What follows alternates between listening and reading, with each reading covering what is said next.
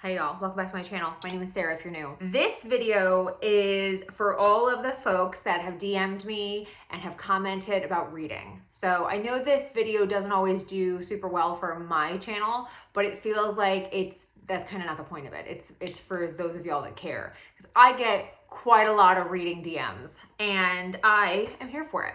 This is everything I read in March, April, and May of this year. I was supposed to do these videos monthly.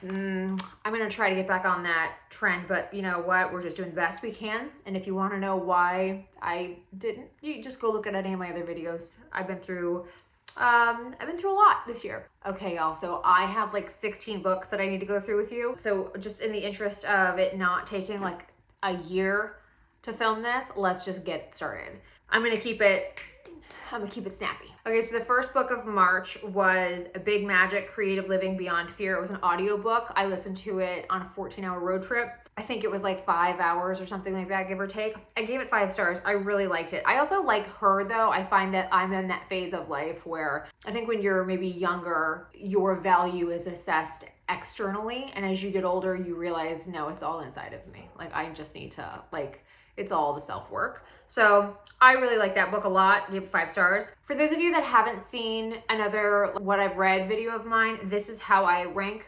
This is like my Goodreads snapshot. So 5 stars for me is loved it. She Come By It Natural.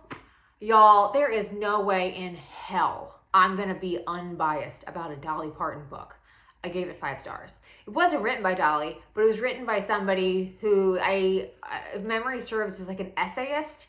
Anyway, there's no way you're gonna get lower than that for me. Unless you're critical of her, you know? Last book for March, which is, your girl was going through it, was On Our Best Behavior.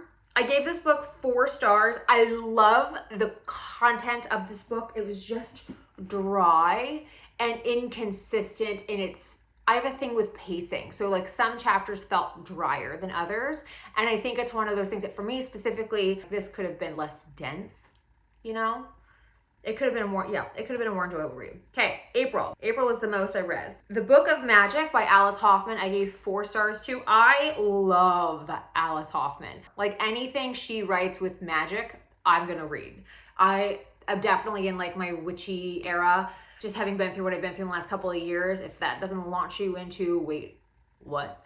Nothing else will. Next book I read, we're gonna go into some nonfiction, was Psychopath Free. This was a recommendation to me from somebody who had gone through what I was going through. I gave this book 5 stars. This is clearly not like a for everyone book, but the language that it lends if you're trying to understand things is so helpful. I just found myself nodding, like physically nodding a lot. And it just gave me language and it gave me really clear like perspective on what things were. And I kind of say like, I use the word language a lot. Like it helped me understand. I didn't know what that was and now I do. So I think for me specifically, again, not for everybody, but for me specifically, I loved that book. It was so helpful. I've been through a lot in the last, different things I've been through, but this kind of just to understand, there's so much stuff that I've been trying to understand that happened to me. And I don't say that in like I'm a victim kind of way. I say that in like, I have to understand this so I can A, not repeat it, and B, I need to process. So you're gonna see this for the rest of the year. There's a lot of processing that I'm doing, and I'm a big reader, so like, I'm doing these.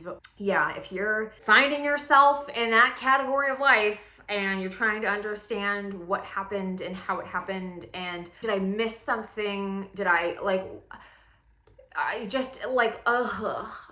It was very, very helpful. The next book I read, I feel like everyone talks about this book at some point. There's a few on here. The Mountain Is You. I gave it 4 stars. I like it. 4 stars for me is I really liked it. So I really liked it. I was just deeply like, I am somebody who needs to do something with it. I cannot just go, well, that's how I am and move on. I have to like, okay, so then what do I do?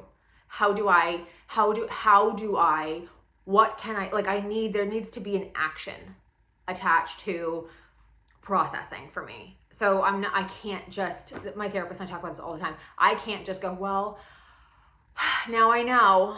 I'm like, so then what do I do about it?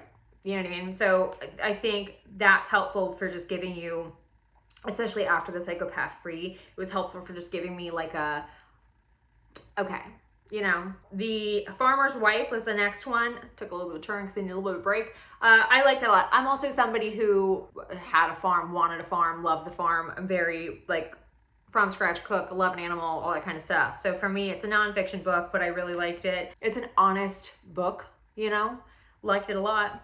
What My Bones Know. Okay, so this video is about reading, and I'm saying that because like some of these books really touch on other things.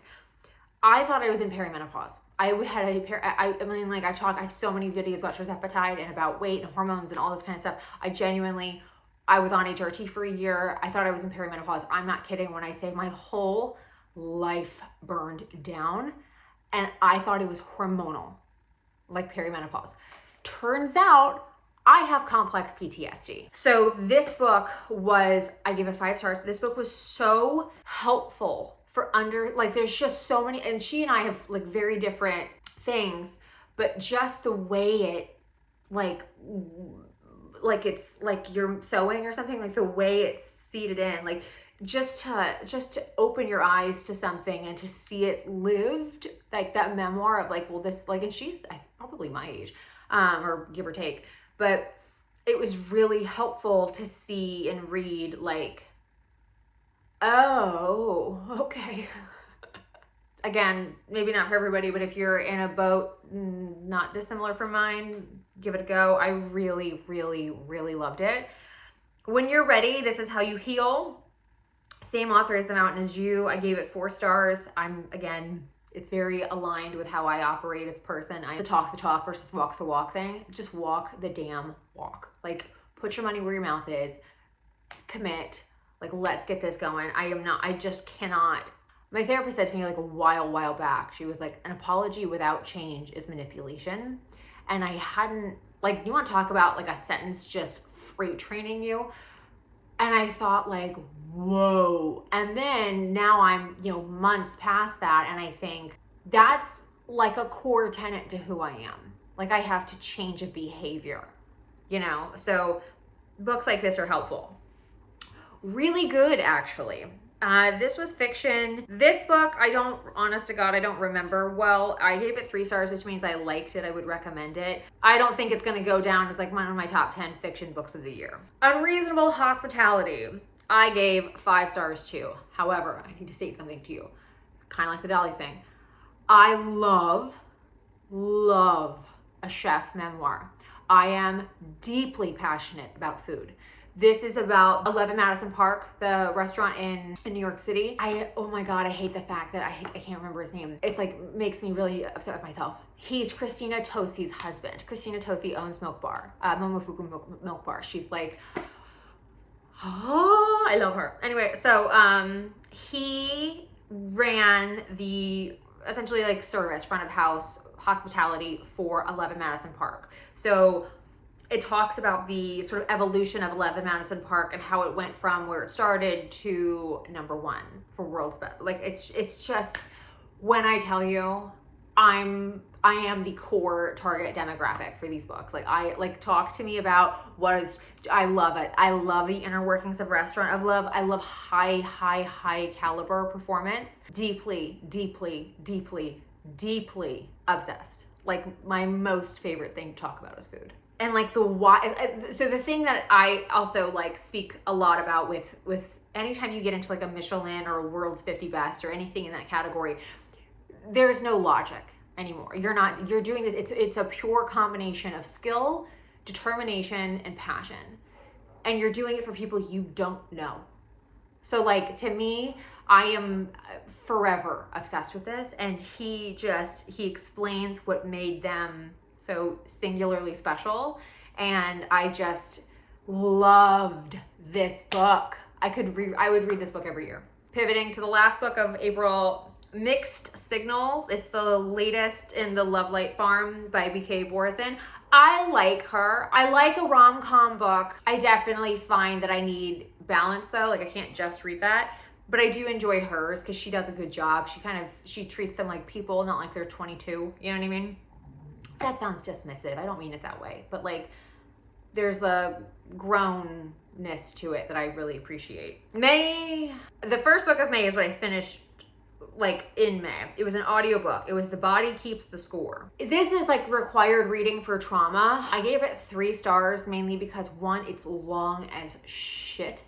It was like a 17-hour long book. I feel like I could have done with less of it and gotten the point. And that's kind of my thing with books like that, where it's like, can we make this less of a tome? Can we make this less dense?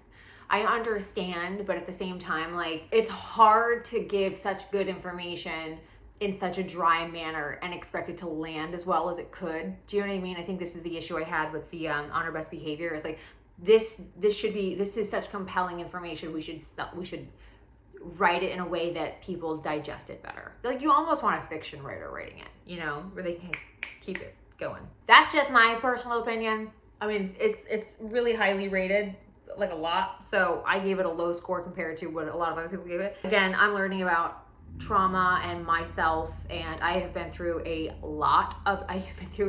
categorical lot of trauma. So next book is Facing Love Addiction. This was my therapist recommendation to me. I liked it. I gave it 4 stars. I like anything that kind of helps me understand where I am, like on something like, okay, so I'm not fully this, but I have elements of this, and this is because of that, and helps me kind of tease out the root cause of something. I like that a lot, and this was helpful for that. It helped me understand I'm not like a full-on love addict. I'm actually probably more secure than anxious, but I'm definitely not avoidant. But I cannot handle avoidant at all. Like, I learned like, oh, that's like a thing, and it kicks you. So you definitely are this if you're responding to it, but you're not the full, there's like a whole framework for like how intense it can be. It was helpful to understand like kind of at what point I stopped identifying, and then giving you like, okay, when you're starting to feel X, that's indicative of Y, which is good, right? And again, I like an action. I like a what am I doing about it? Only DNF I've got is the Cozy Witch Mysteries. This is one of those like Kindle things that I saw and was like, all right. And then I'm like, I'm not who you want. So automatically for me, 1 star is a DNF. I'm not going to say anything negative about the books because honestly, I didn't make it that far into them. And lastly, 8 Dates. This was by the Gottmans and other people that I don't remember, which sounds unkind. I gave it 4 stars. I liked it a lot. This is actually what I mean by writing it in a quippier kind of morsel, like important morsel kind of way. They do a good job of writing things to you're like, oh, now. What I will tell you is, having gone through what I've gone through, it really like illuminated to me a lot where I was like, oh, this could have been fixed. Like, my hunches were right, which I already knew, but like it just further reinforced it. And so then it kind of kicks back. So I'm really grateful for everything I learned because it's really helping me, obviously. That's why I'm reading all this shit. But like, the way I'm looking at it is like, okay, well, going into my next relationship, here are things that I need to be, you know, mindful of, conversations to have, how to phrase it, questions, like prompts. Like, that was just very tangible solutions and prompts to help you. I mean, love is a choice, right? I mean, you fall in love, but ultimately you choose to stay in love with somebody. So if you really want to continue being in a relationship with somebody, what are you doing about it? And this is a great book for giving you a lifetime, essentially, of what do you want to do about it? You know? So I know going forward, like, if you've seen my vlogs, like, I don't want to necessarily stay single forever, but at the same time, I don't want to be in a bad relationship just to be in a relationship. Anyway, that concludes May. That was quicker than I thought. I am already 2 books into my June, which thrills me. With any luck, now that I'm like kind of settled, I'll have these done monthly for you, so I, you know, don't run the risk of being the tome textbook criticism that I'm giving. I don't want to pot and kettle that. Anyway, thanks so much for watching, y'all. I hope you enjoyed the video, and I will see y'all very soon.